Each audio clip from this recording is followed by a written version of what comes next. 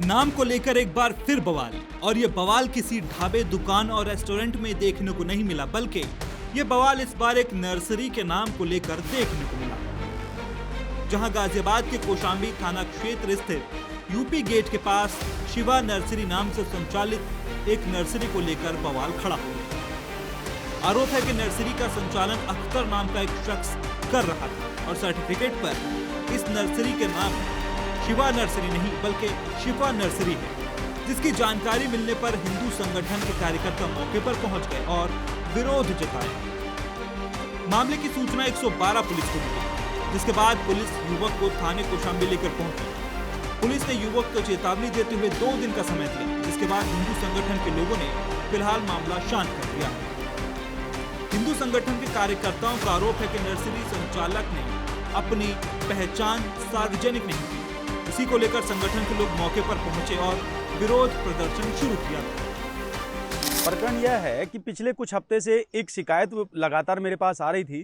कि एक शिवा नर्सरी के नाम से एक व्यक्ति जो कि अख्तर नामक है, उस व्यक्ति के द्वारा वहां एक नर्सरी शिवा के नाम से चलाई जा रही थी,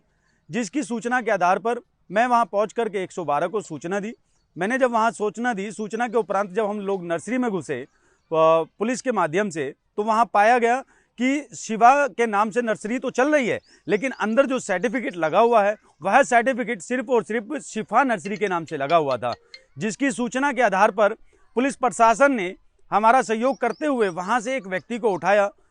कौशाम्बी थाने लेकर के गए। कौशाम्बी थाने में जाकर के एसएचओ साहब के सामने जब सारी चीज़ें प्रकाशित की गई, वहाँ एसएचओ साहब ने उस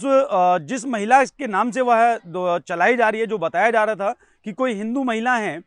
वह उसका संचालन कर रही थी। उसके उपरांत वहाँ हमने उनसे आग्रह किया कि वहाँ जो उन्होंने अख्तर नामक व्यक्ति के नाम से जो बारकोड लगाया हुआ है, या तो वह बारकोड हटाया जाए और या फिर शिवा नर्सरी का जो बैनर है वह हटाया जाए, जिसका माननीय एसएचओ साहब ने 2 दिन का हमें समय दिया है कि उस पर पूर्ण रूप से कार्रवाई की जाएगी। उसके उपरांत अगर कार्रवाई नहीं होती है, 2 दिन के बाद में, तीसरा दिन हम उनको दे रहे हैं, 2 दिन के बाद में अगर कार्रवाई नहीं होती है तो हम वह समस्त हिंदू संगठन मिलकर के उस बैनर को हटाने का कार्य करेंगे। सूचना मिलते ही पुलिस मौके पर पहुंची और स्थिति को काबू में लिया। पुलिस ने पूछताछ के बाद शख्स को चेतावनी दी और 2 दिन का वक्त दिया है, जिसके बाद मामला शांत हो सका। हिंदू संगठन के कार्यकर्ताओं का कहना है कि सीएम योगी आदित्यनाथ पहले ही दुकानों, ठेलों और व्यवसायिक प्रतिष्ठानों पर संचालकों का असली नाम लिखना जरूरी करने के निर्देश दे चुके हैं। इसके बावजूद कई लोग नियमों को नहीं मान रहे। फिलहाल पुलिस के आश्वासन के बाद माहौल शांत है, लेकिन ये मामला दिल्ली, एनसीआर समेत गाजियाबाद में चर्चा का विषय बना हुआ है।